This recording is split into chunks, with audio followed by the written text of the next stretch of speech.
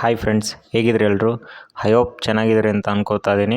3D ಫೋಟೋಸ್ಗೆ ನಮ್ಮ ಫೋಟೋನ ಯಾವ ಥರ ಆ್ಯಡ್ ಮಾಡೋದು ಅಂದರೆ ಫೇಸ್ನ ಯಾವ ಥರ ಮ್ಯಾಚ್ ಮಾಡೋದು ಅಂತ ತಿಳಿಯೋಣ. ನಿಮ್ಗೆ ನೋಡ್ತಾ ಇರ್ಬೋದು, ಇವಾಗ ತುಂಬ ಟ್ರೆಂಡಿಂಗಲ್ಲಿದೆ.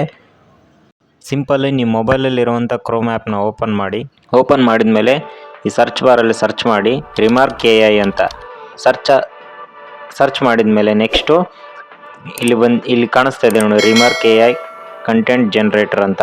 ಸೊ ಅದ್ರ ಮೇಲೆ ಕ್ಲಿಕ್ ಮಾಡಿದ ಮೇಲೆ ನೆಕ್ಸ್ಟು ಹಂಗೆ ಸ್ಕ್ರೋಲ್ ಮಾಡಿ ಕೆಳಗಡೆ. ಸ್ಕ್ರೋಲ್ ಮಾಡಿದ ಮೇಲೆ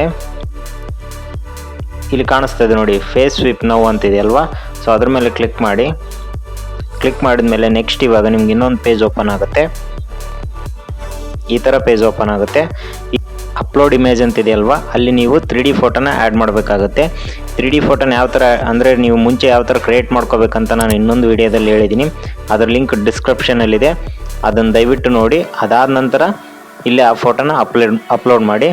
ನೆಕ್ಸ್ಟ್ ಅದ್ರ ಮೇಲೆ ಕ್ಲಿಕ್ ಮಾಡಿದ ಮೇಲೆ ನಿಮಗೆ 3D ಫೋಟೋ ಯಾವುದು ಡೌನ್ಲೋಡ್ ಮಾಡಿರ್ತೀರಲ್ವ, ಸೊ ಅಪ್ಲೋಡ್ ಮಾಡಿ. ಅದಾದಮೇಲೆ ನೆಕ್ಸ್ಟು ರೈಟ್ ಕಾರ್ನರಲ್ಲಿ ಡನ್ ಅಂತಿದೆ, ಅದ್ರ ಮೇಲೆ ಕ್ಲಿಕ್ ಮಾಡಿದ ಮೇಲೆ ನೆಕ್ಸ್ಟ್ ಇವಾಗ ಆ 3D ಫೋಟೋಸ್ಗೆ ನಿಮ್ಮ ಫೋಟೋ ಅಂದರೆ ನಿಮ್ಮ ಫೇಸ್ ಮ್ಯಾಚ್ ಮಾಡಬೇಕಂದ್ರೆ ನೆಕ್ಸ್ಟ್ ಕೆಳಗಡೆ ಬಂದರೆ ಅಪ್ಲೋಡ್ ಸ್ವೀಪ್ ಇಮೇಜ್ ಅಂತಿದೆ ಅಲ್ವಾ, ಅದ್ರ ಮೇಲೆ ಕ್ಲಿಕ್ ಮಾಡಿದ ಮೇಲೆ ನೆಕ್ಸ್ಟು ನಿಮ್ಮ ಫೋಟೋನ ಆ್ಯಡ್ ಮಾಡಿದ ಮೇಲೆ ಸೊ ನೆಕ್ಸ್ಟ್ ಸ್ವೀಪ್ ಅಂತ ಕೊಟ್ಟರೆ ನಿಮಗೆ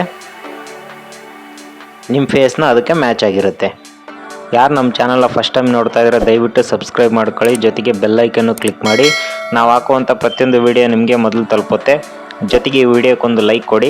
ನೆಕ್ಸ್ಟ್ ಇವಾಗ ಡೌನ್ಲೋಡ್ ಅಂತಿದೆ ಅಲ್ವಾ, ಸೊ ಡೌನ್ಲೋಡ್ ಮೇಲೆ ಕ್ಲಿಕ್ ಮಾಡಿದರೆ ನಿಮಗೆ ಈ ಫೋಟೋ ಗ್ಯಾಲರಿಲಿ ಡೌನ್ಲೋಡ್ ಆಗುತ್ತೆ.